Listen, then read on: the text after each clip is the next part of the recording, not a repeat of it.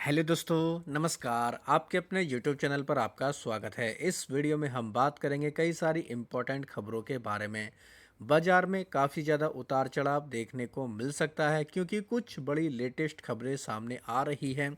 America के बाज़ारों में भयंकर गिरावट है। तो क्या कारण है और हमारे बाज़ारों के ऊपर कैसा असर रह सकता है, इन सब चीज़ों को इस वीडियो में हम कवर करेंगे। वीडियो शुरू करने से पहले कहना चाहूँगा, अगर किसी ने चैनल पर फर्स्ट टाइम विजिट किया है तो चैनल को सब्सक्राइब कर लें और बेल आइकन को ज़रूर दबा लें। तो सबसे पहले बात करेंगे भारतीय बाज़ारों के बारे में। काफ़ी अच्छा परफॉर्मेंस देखने को मिला। सुबह से ही हमारे बाज़ार हरे निशान में थे, लेकिन क्लोजिंग से लगभग आधा घंटा पहले एक काफ़ी इम्पोर्टेंट खबर देखने को मिली, जिसके दौरान शानदार हम लोग को बाज़ार में अच्छा खासा मोमेंटम देखने को मिला। लेकिन 15-20 मिनट के अंदर ही उस खबर को लेकर क्लैरिफिकेशन भी आया, जिसके बाद ऊपरी लेवल से काफ़ी दबाव देखने को मिला था। सेंसेक्स का भी देख सकते हैं आप लोग, यही हम लोग को दोस्तों यहाँ पर भी ऐसा ही चार्ट देखने को मिला है। तो खबर क्या थी दोस्तों? खबर थी ईरान के उप विदेश मंत्री को लेकर। उनकी तरफ से कहा गया था, बयान आया था, खबर आई थी कि उनकी कुछ शर्तों को अगर माना जाए तो जो परमाणु का इनका जो प्रोग्राम है, परमाणु बम का जो प्रोग्राम है, उसको ये रोक सकते हैं।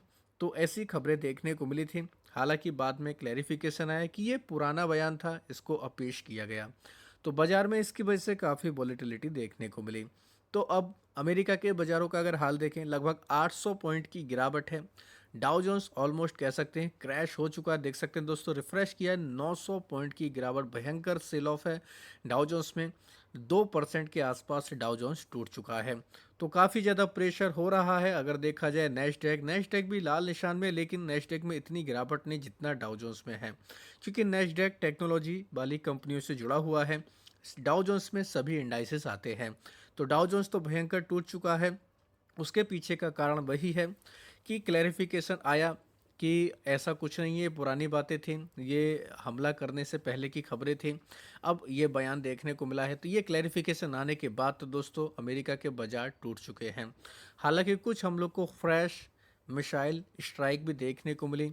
ईस्टर्न तेहरान में 281 फ्लाइट को कैंसिल कर दिया गया है। इंडिया की तरफ से देखा जाए, अजरबैजान की तरफ से भी दोस्तों, अजरबैजान में भी कुछ अटैक किए गए हैं। अमेरिका के अगर देखा जाए इराक में कुछ बेस हैं, वहाँ पर भी हमले किए गए हैं, यानी कि युद्ध अभी भी लगातार चल रहा है। तो ये एक बड़ा इंपॉर्टेंट पॉइंट है। इस वजह से कह सकते हैं क्लैरिफिकेशन आने के बाद और अभी ये जो खबरें आ रही है, इसकी वजह से डाउ जोन्स में गिरावट है। दूसरा एक और रीज़न है डाउ जोन्स में गिरावट आने का दोस्तों, वो ये है कि कच्चे तेल के प्राइस काफ़ी तेज़ी से बढ़े हैं। क्रूड ऑयल के प्राइस बढ़ने की वजह से दोस्तों महंगाई को लेकर काफ़ी ज़्यादा चिंताएं बाज़ारों में हो चुकी हैं। तो ये भी एक काफ़ी बड़ा कारण माना जा रहा है। तो कहने का मतलब ये है कि जब तक ये मिडिल ईस्ट में हम लोग को दोस्तों जियोपॉलिटिकल टेंशन्स देखने को मिलेंगे, जब तक युद्ध एक तरीके से शांत नहीं होता ये मामला, तब तक बाज़ारों में काफ़ी वॉलेटिलिटी रहने वाली है। तो डाउ जोन्स काफ़ी ज़्यादा टूट चुका है। अब सवाल उठता है कि भारतीय बाजार कल जब फ्राइडे को बाजार ओपन होंगे तो कैसा रिएक्ट करेंगे। तो आप लोग खुद से देख सकते हैं, गिफ्ट निफ्टी देख सकते हैं, 350 पॉइंट के आसपास की गिफ्ट निफ्टी में हम लोगों को गिरावट देखने को मिल रही है, यानी कि 1.5% गिफ्ट निफ्टी टूट चुका है। तो ये काफ़ी ज़्यादा दोस्तों हम लोग को इम्पोर्टेंट देखने को मिल रहा है। तो इससे हम लोग एक अंदाज़ा लगा सकते हैं कि हमारे बाज़ारों में कल के दिन प्रेशर का माहौल रह सकता है।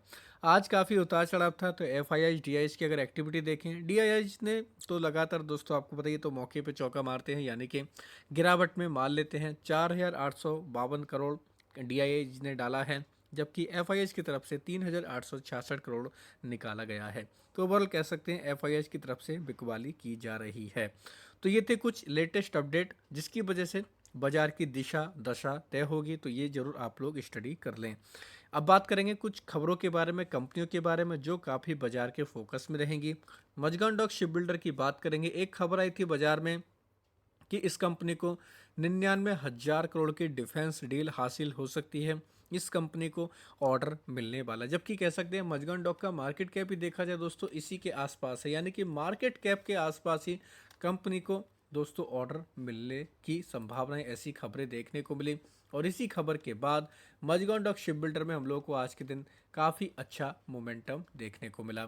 अब दोस्तों ये खबर तो रिपोर्ट के जरिए थी, तो एनएससी बीएससी ने मजगांव डॉक से मांगा एक तरीके से आप बताइए कि क्या ये खबर सच है क्या या नहीं है।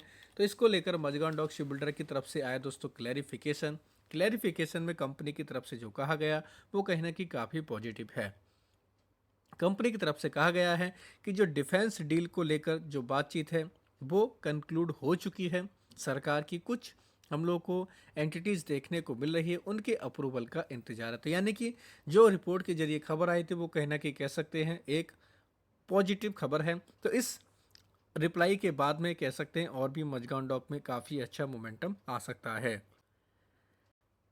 दूसरी कंपनी है गार्डन शिप बिल्डर, इसमें भी अपडेट देखने को मिला। कंपनी ने साइन किया है एमओयू भारत फोर्ज के साथ में, यानी कि इसकी एक सब्सिडरी कंपनी आर्म कंपनी है।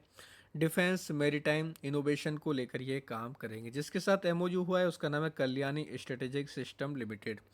तो गार्डन रिच शिप बिल्डर के ऊपर भी चाहे तो आप नज़र रख सकते हैं।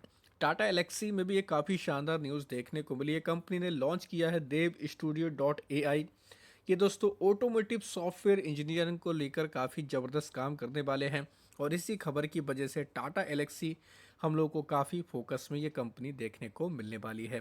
तो काफ़ी शानदार न्यूज़ है। टाटा ग्रुप कह सकते हैं एक तरीके से एआई को लेकर काफ़ी एग्रेसिव दिख रहा है। जियो फाइनेंशियल सर्विस में खबर देखने को मिली। कंपनी ने 147 करोड़ अलायंस जियो री इंश्योरेंस में डाला है। कंपनी के बिजनेस को फंड किया है, तो ये भी कहना कि काफ़ी इंपॉर्टेंट अपडेट है।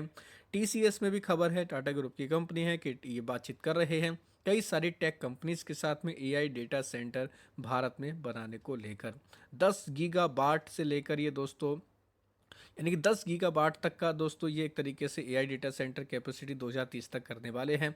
तो काफ़ी ज़्यादा इम्पोर्टेंट ये अपडेट देखने को मिल रहा है। तो टीसीएस इस वजह से भी काफ़ी ज़्यादा फोकस में रह सकती है। विप्रो में भी अपडेट है। कंपनी ने लॉरा मैरी को मिलर को बोर्ड का डायरेक्टर अपॉइंट किया है।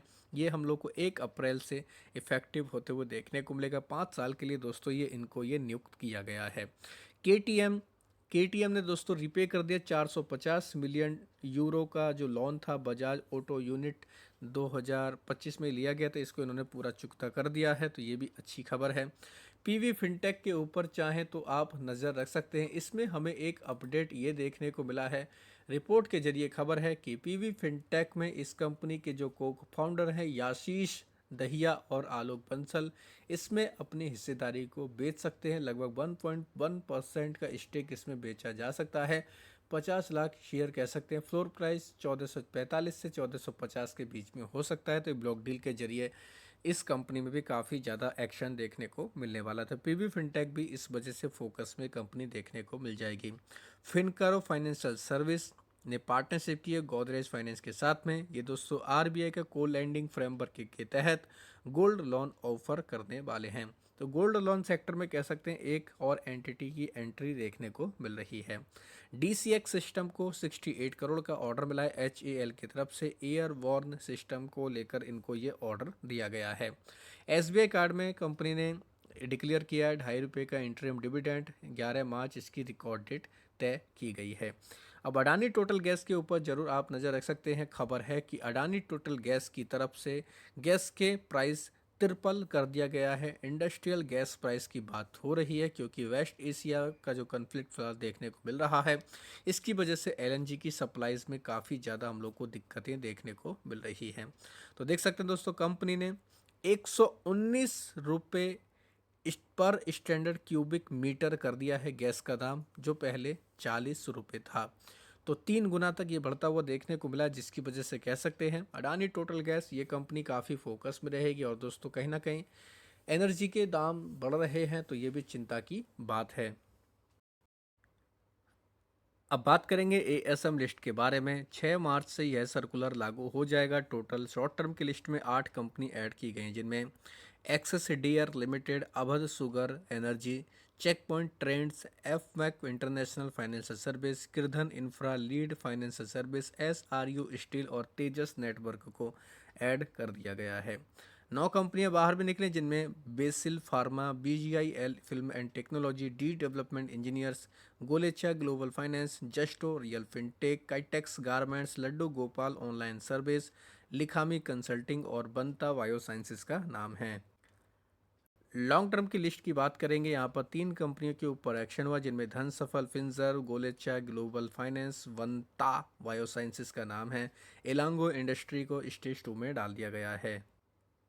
इनके अलावा दोस्तों 14 कंपनियां ऐसी हैं जिनके सर्किट बदले गए हैं, जिनमें अगर देखा जाए इंपॉर्टेंट कंपनियों में तो आप लोग देख सकते हैं एक्मे फिनट्रेड का 5%, F Mac international financial service का 10% प्राइस बैंड कर दिया गया है, जिंदल पॉलीफिल्म का 10%, लैंडमार्क ग्लोबल लर्निंग का 10%, नोबल पॉलीमर्स का 20% प्राइस बैंड हुआ है। इनके अलावा बाकी जो कंपनियां हैं सभी के 5-5% प्राइस बैंड कर दिए गए हैं।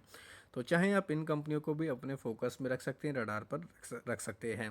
तो दोस्तों ये थी कुछ इंपॉर्टेंट खबरें, कंपनियां जो खबरों के दम पर काफ़ी बाजार के रडार पर रहेंगी। आप भी चाहें इनको डिटेल में जाकर पढ़ सकते हैं। वीडियो अगर आपको पसंद आया तो चैनल को सब्सक्राइब कर लें और बेल आइकन को ज़रूर दबा लें।